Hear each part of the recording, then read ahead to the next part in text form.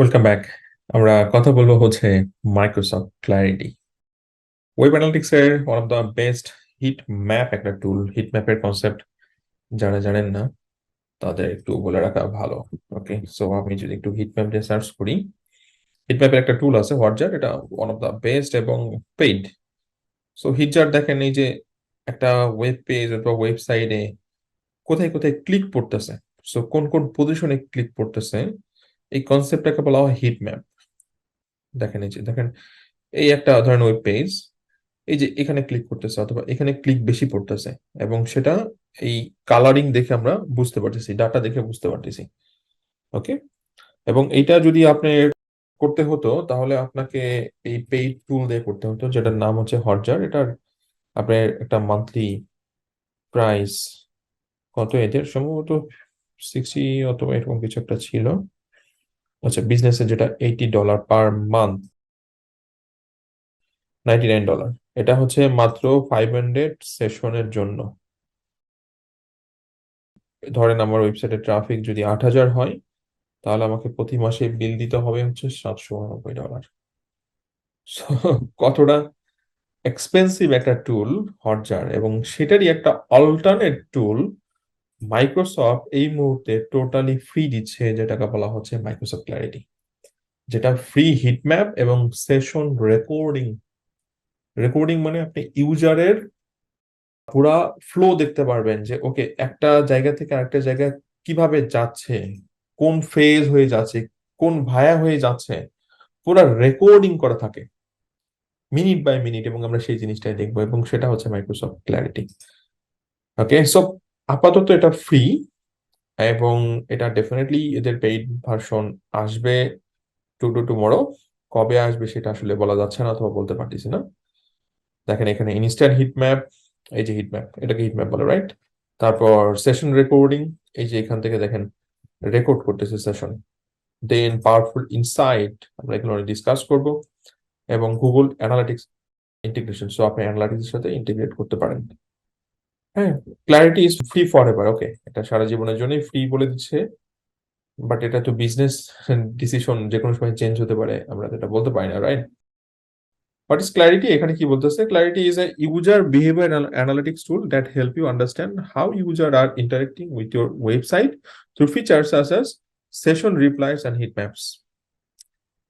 তার মানে session reply এবং হিট ম্যাপের মেনটেন করার একটা user behaviour analytics tool. What is the pricing model for? Totally free বলেই দিচ্ছে। হ্যাঁ, জিডিপিআর কমপ্লিট। এটা এটা না, আমাদের মাথা ঘামানোর কোনো দরকার নেই। ক্ল্যারিটি এক্সটেনশন, এটা এক্সটেনশন আছে, আপনি চাইলে ইউজ করতে পারেন।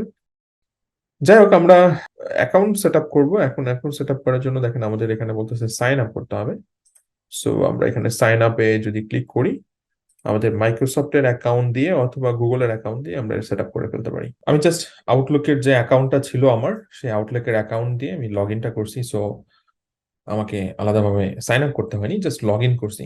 তো লগ ইন করার পরে আমাকে এখানে দেখেন দুইটা অপশন বলতেছে, প্রজেক্ট অ্যাডেড, এবং যেখানে আমি এসডিকে অর্থাৎ আমার অ্যাপস ট্র্যাকিং করতে পারবো, আর এটা হচ্ছে ওয়েবসাইট ট্র্যাকিং করতে পারবো। ওকে, তো এক্ষেত্রে আমার নেম চাচ্ছে। তো আমি আমার ওয়েবসাইটের এখানে স্যাম্পল যে নামটা আছে, এই স্যাম্পল ওয়েবসাইটটা আপনাদের সামনে অ্যাড করে দেখাবো। সো নেক্সট ইয়ার অনলাইন, এবং আমার ওয়েবসাইট ইউআরএলটা এখানে প্লেস করব। দেন আমরা এখানে অ্যাড প্রজেক্ট দিব। দেন আমাকে বলতেছে আমি কিভাবে এটাকে ভেরিফাই করব। আমরা চাইলে ম্যানুয়ালি করতে পারি অথবা প্লাগ ইন দিয়ে করতে পারি। তো প্লাগ ইন, এটা ম্যানুয়ালি আপনার ওদের, আপনি যদি ব্যবহার করেন অর্থাৎ ওয়ার্ডপ্রেস ব্যবহার করেন, তাহলে আপনি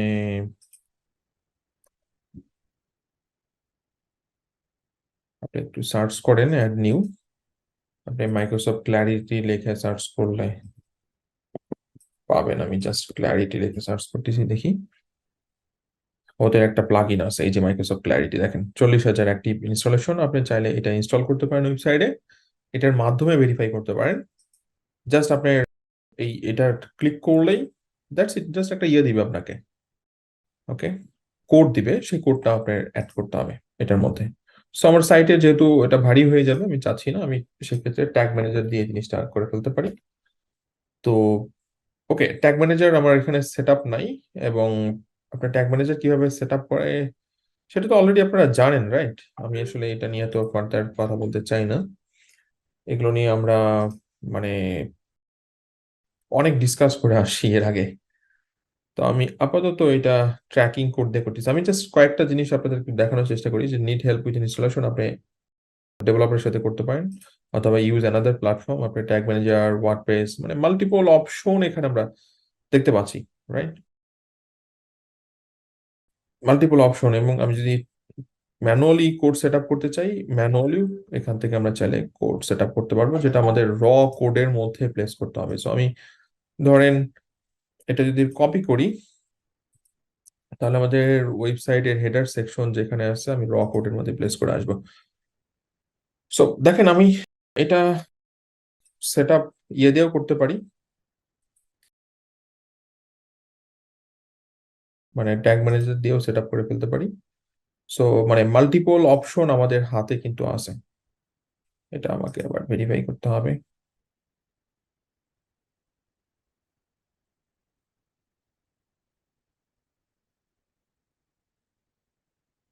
জাস্ট কানেক্ট করতে হবে, কানেক্ট করলে এটা সেট আপ হয়ে যাবে।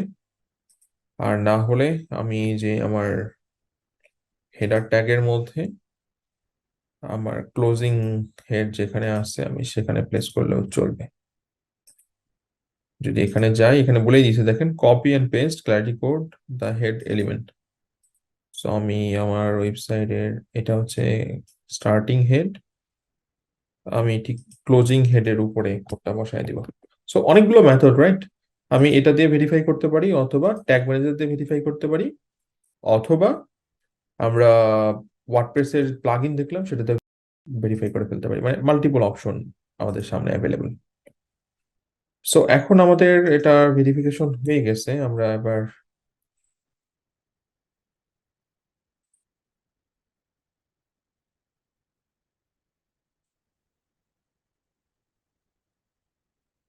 ইনস্টলটা কোড আমি জাস্ট সিলেক্ট করলাম।